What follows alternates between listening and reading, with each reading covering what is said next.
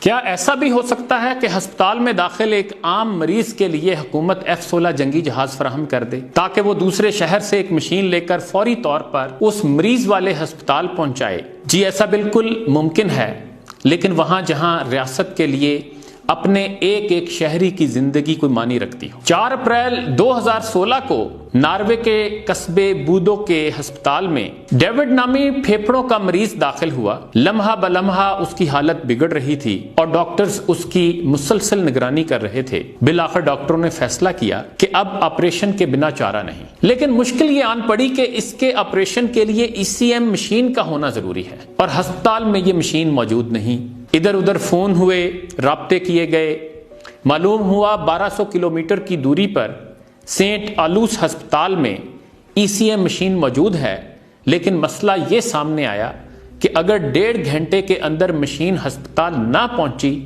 تو مریض کی جان جا سکتی ہے۔ بائی روڈ 1 دن لگ جاتا اور ہیلی کاپٹر کے ذریعے کئی گھنٹے۔ مریض کی حالت ایسی کہ کہیں شفٹ کرنا ناممکن۔ آخرکار صلاح مشورے کے بعد ڈاکٹروں نے وزارت دفاع سے رابطہ کیا۔ وزارت دفاع کے حکام کو بتایا گیا کہ اگر وہ یہ مشین سینٹ آلوس ہسپتال سے 1.5 گھنٹے میں بودو ہسپتال میں پہنچا دیں تو ایک شخص کی جان بچ سکتی ہے۔ وزارت دفاع نے فوراً ہاں کر دی اور نتیجہ یہ کہ F-16 طیارے کے ذریعے اگلے 45 منٹوں میں ECM مشین بودو ہسپتال پہنچا دی گئی۔ مریض کا آپریشن ہوا، آپریشن کامیاب ہوا، اس کی جان بچ گئی۔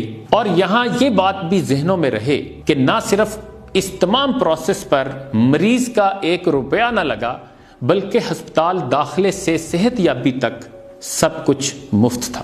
ممتاز صحافی ارشاد بھٹی کے کالم سے یہ واقعہ پڑھ کر میں سوچ رہا تھا کہ یہ شعر تو کسی اردو شاعر نے کہا، لیکن اس پر ناروے والوں نے عمل کر کے دکھایا کہ بہتر ہے مہو کمر پہ ڈالو نہ کمندیں، انسان کی خبر لو کہ وہ دم توڑ رہا ہے۔ اور یہ بھی ناروے ہی کا ذکر ہے کہ شاہی محل سے حکومت کو درخواست آئی کہ شاہی محل کے صوفے خستہ حال ہو چکے ہیں، لہذا انہیں تبدیل کیا جائے۔ حکومت کا جواب آتا ہے اس سال سرکاری بجٹ میں گنجائش نہیں، اگلے سال دیکھیں گے۔ اس پر شاہی محل والوں نے دوبارہ درخواست کی کہ چلو صوفوں کی پالش کروا دیں۔ حکومت کا جواب تھا چونکہ اس سال شاہی محل کا بجٹ ختم ہو چکا، اس لیے اگلے سال تک انتظار کیا جائے۔ بادشاہ سلامت کو یہ بات ماننا پڑی۔ ناروے کے سیاستدان جان پیسیسے نے 1 سال دانستہ طور پر اپنے انکم ٹیکس گوشوارے اس طرح بھرے کہ 20,000 کروڑ جو تقریباً 2.5 لاکھ روپے بنتے تھے بچا لیے۔